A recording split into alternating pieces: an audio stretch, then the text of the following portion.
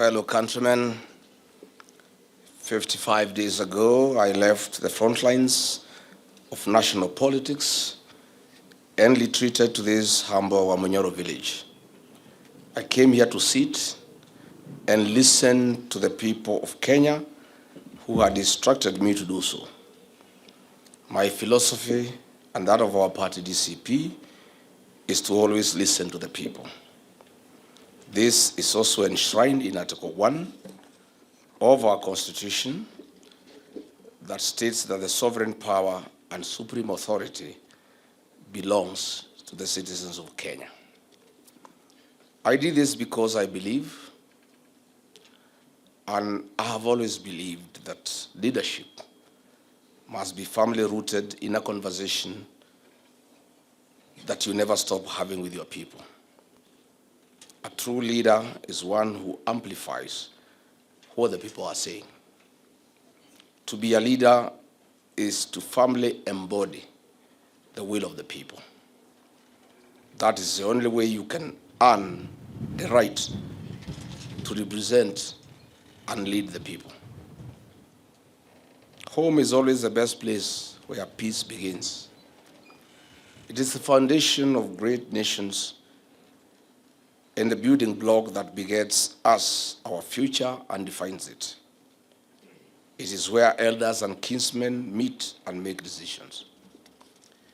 As Chinua Achebe puts it in his book, Things Fall Apart, and I quote, "A man who calls his kinsmen to a feast does not do so to save them from starving. They all have food in their own homes. When we gather together in the moonlit village ground, it is not because of the moon. Every man can see it in his own compound. We come together because it is good for kinsmen to do so." I retreated to this small village, not because there was no any other place I could have gone and listened. I did this because the prevailing state of our nation is very dire, and this has continuously bothered me, just like it has bothered 55 million Kenyans. Kenya was and is falling apart. I retreated to listen to Kenyans who, for far too long, have remained unheard. When we began, we never knew it would have been this phenomena as it has been. We took 45 days, but it is stretched to 55 days to allow us to listen more and allow Kenyans from all walks of life the opportunity to be heard. My countrymen, first and foremost, I thank God for His grace and guiding this task to a joyful finish. I also appreciate my family, my wife, Reverend Dorcas, and my sons, Kevin and Keith, for their support and unwavering love. I also thank my neighbors, my advisors, and my personal staff for their support and sacrifice throughout these days. I've been here in the village, and I want to thank all leaders, both elected leaders and aspirants for our party, and those in the United Alternative Government for their visits, advice, moral support, and encouragement over the last 55 days. I deeply appreciate the thousands of Kenyans who came here for rigorous conversations and debates, Kenyans who called in and whom we held countless virtual meetings late into the night. I assure you that your views and opinions have been heard, and I hold them dear to my heart. Fellow countrymen, since independence, Kenya has stood strong. The people of Kenya are resilient. We are known world over for whom we are: God-fearing, strong-willed, hospitable, law-abiding, industrious, hard-working, patriotic, resolute, affirmative, honest, and peaceful. Kenyans hold values as spelled out in our Constitution. Our new constitution brought forth great changes to our development agenda, well-being, and our democracy. It is a great foundation of our nation and a strong pillar of who we are and the future we look forward to. My countrymen, the 55 days have been significant, painted with debates, meetings, new ideas, new freshness of the people, happiness, and rigorous consultations. Evenings were great with my family, a few friends and neighbors. Sometimes the days were painful when I would hear what Kenyans have gone through in the last 4 years. Other days we could sing and pray. Other days I would just sit alone and reflect too much into the past, present, and the future. I also took time in late night hours to read widely and make random calls to Kenyans across the country and abroad. My countrymen, the last time I made this journey to Amonyoro for consultations, I took the advice given by the people. They instructed me to form a vehicle and a listening tool, a political party that listens to them. They further instructed me to look for allies from across the country. Out of that conversation then came the democracy of the Citizens Party and the many allies I now have, my cousins, my in-laws, my brothers and my sisters. We are now a family, the United Alternative Government of Kenya. It is for this reason that in the last 16 months, the DCP party has since become a permanent fixture in the national conversation and the journey to liberate our republic. I can confirm today that the future is indeed green. Ladies and gentlemen, we all know that in 351 days, on the 10th of August 2027, less than a year from today, we shall go to the general election to elect a listening president and caring leaders. What we have now, a majority are boisterous, callous, dictatorial, and they have itchy fingers. Kenyans who visited me told me that the final stretch of the race is upon us. And once again, as a leader, I needed the people to guide me. I needed to hear their expectations, what they wanted the United Alternative Government to become, what they wanted to see from us. And when we finally remove this government, what the next government must do.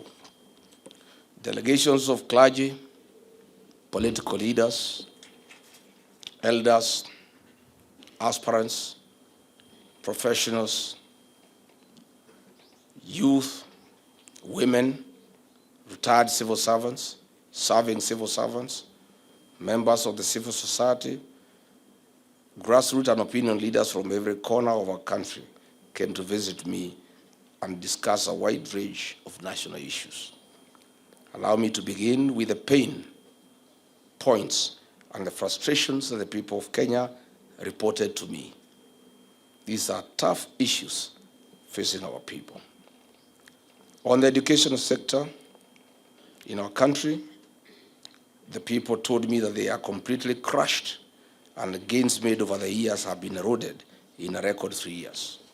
Kenyans told me they need the next administration to bring back better free primary education and secondary education.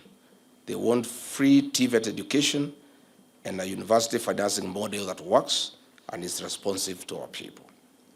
On agriculture, Kenyans are worried whether agriculture is still the backbone of our economy. They are worried about the rising cost of food and farm inputs, failed agricultural value chains, state-sponsored destruction of our cash crops like tea, coffee, pyrethrum, sugarcane, cotton, among others. Kenyans want the agriculture back.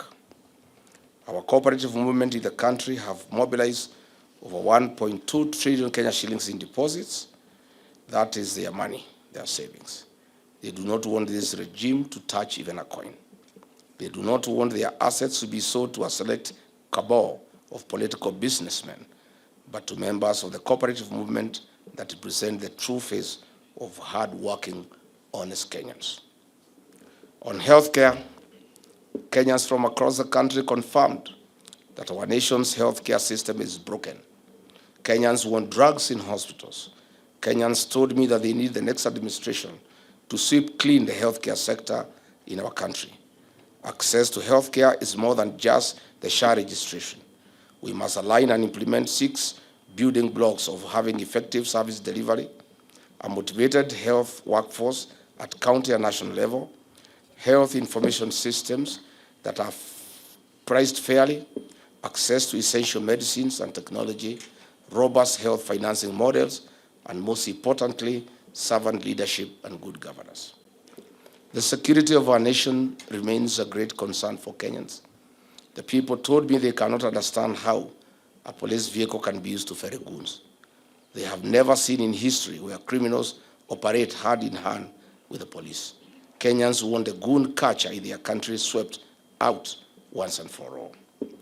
On abductions, extrajudicial killings, Kenyans told me that they know the state is funding goons and death squads to terrorize their own citizens.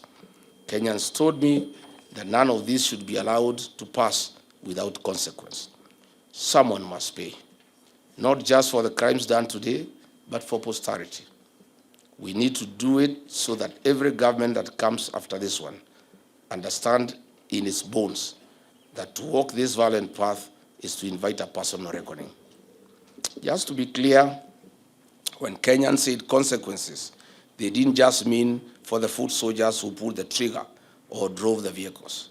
They mean the ones who sat in comfortable offices, coordinated and signed off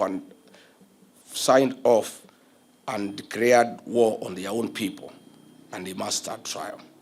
They must be prosecuted. They must be convicted. They must serve as an example to all. The people of Kenya are crying for justice.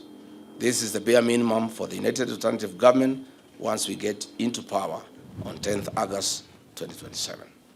Kenyans told me that this government, which came to power on the claim that it was God-fearing, has allowed churches to become a target of violence. Goons, rogue police officers, and death squads launch attacks on places of worship with impunity. Kenyans saw this violence in churches in Mweki, Kariobangi, Gatodo South, and most recently, ACK Cathedral in Nairobi and Kisumu, and of course, the ACK Wetima Church in Othaya. Kenyans want the church to be off violence from the state. On the economy, various professional bodies brought in their views on the state of our economy. Their views reflect what every of the 55 million Kenyans feel deep in their pockets. The argument on paying bills as a ruthless mallet on our businesses. Further, the raiding of the payslip has greatly reduced people's earnings, household incomes, and affected purchasing power. Workers want back their valuable payslip. The people cried about the tax regime. Traders told me that they are experiencing the murkiest tax regime in Kenya's history. They have been taxed into poverty. They requested for a predictable tax framework. They asked for a conducive business environment that spurs investment and trade. The people told me that at independence, we had a great nation. They could see the future for their children and great-grandchildren. Kenyans have told me to revisit the session paper number 10 of 1965 and the Kenya Vision 2030. This is not just about revisiting, but use this as a blueprint to give Kenya a vision that transcends political rhetoric. Kenyans feel that if the values of session paper number 10 of 1965 on African socialism was implemented to the letter based on its key themes of African socialism, democratic governance, economic development, resource mobilization, and Africanization, nationalization, social services, and taxation and savings, Kenya would have attained a developed country status in the early 2010. To quote one of the youths who called on me this afternoon, we need to fix the software of this country, and that is where we must begin afresh. Further, Kenyans made another reference to the Kenya Vision 2030. They had pained that the gains made in this Vision 2030 on social, economic, and political pillars are going down the drain. Kenyans have told me that the foundations of the Kenya Vision 2030 on economic growth, social transformation, and political reforms to create a modern, industrialized, democratic, and an inclusive nation must be revisited. With only about 3 years to the year 2030, Kenyans are disappointed and are staring into a bleak future. Professionals express their displeasure that if this vision were implemented fully and targets achieved by the year 2030, our nation would have realized its demographic potential in the early 2040s, and this is where our republic would have transitioned to a mature high-income economy and a high-productivity nation. On the rule of law and fidelity to our constitution, the country is pained by extrajudicial killings, abductions, and forced disappearances of people. Our young people simply want a system that works for all. The 2024 Gen Z protests and the 7th July 2024 Sabasaba protest remains a painful history in the minds of Kenyans. The people of Kenya who called on me want a public inquest on this matter, and all those involved in the killing of our young people to face the rule of law. Kenyans want to know how many young people we lost, and they want this day to be marked in the calendar of our country. On devolution, many Kenyans, especially Kenyans from the northern Kenya, cannot see or feel the impact of devolution in their counties to the extent they ought to. Kenyans want value for the equitable share their counties have received since 2013. Kenyans want accountability. On women and gender, Kenyans continue to demand that the 2/3 gender rule must be implemented. To Kenyans, gender is more than participation of women, but practical inclusion in development of our nation. Women should be included in leadership to fuel the numbers, but not just to fuel the numbers, but to strategically participate in nationhood and nation building. Our youth have told me that they need fair and decent jobs, fair pay for equal work done. The youth have told me that they have been subjected to a slow-growing economy, unemployment, underemployment, poor working environment, exploitation, among others. They are overworked, underpaid, and overtaxed. On environmental conservation, Kenyans told me that we risk losing our next generation due to destruction and decimation of the environment. We must live the ideals of conserving our environment and preserve our common home. On religion, the religious leaders expressed great anguish on the attack and the desecration of the altar. They told me that the church and the state must coexist. I agree with them. I gave my unwavering commitment that the Church of Christ, under my leadership, will remain respected and accorded its rightful position in the country. While at it, the small-scale traders came to see me. The proposed KRA import duty directive affecting clearance of consolidated cargo entering Kenya is not acceptable. The traders have told me that increasing duty from 2.5 million Kenya shillings to 3.5 million Kenya shillings per container will be painful, not only to the importer, but also painful on the final consumer. Kenyans are saying this must be stopped on the tracks. Kenyans have informed me that the Kenya Information and Communications Amendment Bill 2025, currently before the National Assembly, having undergone its first reading in July 2026, is punitive. The bill, Kenyans have told me, breaches the right to privacy under Article 31 of the Constitution of Kenya and the Data Protection Act, among others. Kenyans are demanding a robust public consultation before passage, as well as robust data protection, transparency, and oversight mechanisms. The public service reported that they live under perpetual fear of the state and state murderings. Apart from demoralization, the service is no longer attractive to work for. Kenyans have been instructed that the next administration must bring back the pride of the public service, as well as restoring the dignity of the payslip. On foreign affairs, the people of Kenya are simply holding their breath. They are wondering how Kenyan sons would find themselves in a war zone in Russia and Ukraine. They do not understand how the government of Kenya would host a parallel government of Sudan run by internationally sanctioned criminals. Kenyans told me that they want a paradigm shift from political diplomacy to economic diplomacy that serves the interests of 55 million Kenyans and not one person. On sports, creative, and digital economy, The players in this sector inform me that they are exploited. There is no fair pay compared to their counterparts in developed economies. They feel completely left out. They charge me with the responsibility to craft a manifesto that places their dignity above everything else. On social security, this requires urgent reforms and an assurance that we can do better as a country. My commitment is an inclusive social welfare for every Kenyan, where no one will be left behind and their hard-earned savings are secure and invested prudently in nation-building projects. On energy and the generational infrastructure, Kenyans want an inclusive development program that is free from political patronage. They do not understand why the government of the day is involved in doing what the private sector should be doing. On illicit brews and drugs, Kenyans in one voice told me that we are back to the menace in a big way. The progress we had made when I served as deputy president has been eroded. Our children, our young people are dying. There are funerals everywhere. I have clear instructions from Kenyans that this menace must be a top priority by the next government. We must protect Kenyan population from extinction. On the sale of public assets, Kenyans have told me that this is wrong. What is more annoying is the impunity and the manner in which it's being done. The people of Kenya have clear instructions that strategic public assets that have been sold must be brought back to the people of Kenya when we form the next government. Kenyans have asked me to develop a policy paper on all sectors and present a blueprint to them for validation. This will be done once I'm back from the United States of America, where I'm traveling later in the week. I'll present my blueprint based on what the people of Kenya want. Overall, the people told me that the covenant with the executive was broken and the promises made therein remain unfulfilled to date.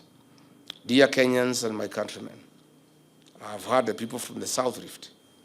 They were abandoned by their leaders immediately after the elections, a cycle that has always recurred. The promises of development that they were given have never been delivered. Their community land is being grabbed in broad daylight by people who fear no consequence because of their connection to State House. We discussed this and many other issues in that region. From the Nairobi City County, leaders, aspirants, professionals, and businessmen all agreed that our capital city is in ruins. The streets have become rivers because no work has been done on drainage. Children are packed into classrooms so congested that no learning can take place. Families and businesses watch bulldozers flatten their homes and their places of work in targeted, inhuman demolitions. Goons and killer squads are in the streets and in the estates. The police who should be protecting the people are too busy serving as bodyguards to these criminal elements as they wage a war against the people of Kenya. From the Maa Nation, elders, leaders, and aspirants told me how they are watching as their land is being stolen by the president and his cronies. They are in pain because when their people have stood to protect what is theirs, many have been shot. Land theft and police violence rage across their counties. From the coast, elders and senior leaders told me of their challenges at the port of Mombasa, the key to the coastal economy. It has been mismanaged and used to disadvantage the local population. Ranches are being seized at gunpoint. Minerals are being carted away, but the local community see no returns. The drug epidemic is back. I spearheaded this fight as deputy president, but the gains have been lost. Drug dealers have been welcomed into the highest decision-making table, including sitting in the cabinet. This disease is devouring the youth at the coast. From northern Kenya, leaders, professionals, and concerned citizens told me of the absentee leaders who do nothing to combat the underdevelopment and entrenched poverty. Devolution, the promise that was supposed to bring government to their people, has instead seen resources disappear with little to show for it. The drought still comes, the water has still not come. For the western and western regions, the people reached out to me. They decry the sugar sector crisis, the reclassification of VAT increases cost of transporting sugar to the factories. The sale and leasing of sugar factories to private sector does not benefit only farmers, but the cabal that is hell-bent on pursuing selfish gains at the expense of 55 million Kenyans. For the North Rift, the people collectively spoke about the menace of banditry cattle rustling, and the crop failure that has been experienced in the region. That warlords of violence are now eating in government, but the problems still remain. For the people of Mount Kenya region, I've heard your voice of unity. This will be done. We are one people and one nation. For the members of the fourth estate, they decried state harassment and curtailment of their freedoms that are enshrined in the Constitution. The media wants to be left free as espoused in our Constitution. This is only a sample of the discussions that I was having here in Wamanyoro. Just a small fraction. There is much more. The work before us, which is required to liberate this republic and save our people, is truly significant. Fellow countrymen, each day when the delegations left and Wamanyoro was quiet, I was left alone with the weight of their words. That weight was very heavy on my shoulders. I have said this before and I'll keep saying it so that Kenyan people know that I have not forgotten. I helped bring this administration to power. I rallied my people, my resources, my networks, my energy, and my ability to move people to put this government into office. So, when I hear how you are suffering today, I hear it as a man who must answer for his part in it. Some have looked at how hard I worked to fight the excesses of this government. Some say it is out of bitterness. I think they are forgetting that I spoke up when I was still in office. Recall the Gen Z protests and the massacre that followed. I stood with our children when I was in office. Some people still say that I'm speaking because I'm no longer in government. The naysayers are all wrong. So let me be clear once and for all about what drives me. I do what I do because I have a responsibility to do it. Where I come from, when your heart causes harm, even the harm you never intended, you cannot walk away. You do not make excuses. You apologize, and then you do whatever is within your power to make it right. That is exactly what I'm doing. I played a big role in bringing this government into power. It is hurting Kenyans. I'm playing an even bigger role to set it home come 10th August 2027 on the ballot. My countrymen, listening to the delegations who came here to see me, Kenyans have identified 3 objectives that have been instructed to pursue and accomplish on their behalf. Objective number 1, I have been told I must use everything in my power to keep this government accountable while using every legitimate means available that will call out, stop, and break any scheme that is engineered by this government to loot taxpayers' money or oppress the people of Kenya. This, I promise, I will do day and night. Objective number 2, the people have told me unanimously that for us to correct the evils that be there for this country, William Ruto must be one term and must be sent home. That message was clear. To achieve that, I have been told and I'm persuaded that the United Alternative Government must identify one presidential candidate to face William Ruto in the next general elections. Kenyans have made it very clear that we cannot gamble or take any risk that might bring William Ruto back. Kenyans are persuaded that we must do whatever it takes, including sacrificing our own personal political ambition, to identify one single presidential candidate. This is the only way to set this brutal regime home. One way and one round on 10th August 2027. I have been so persuaded.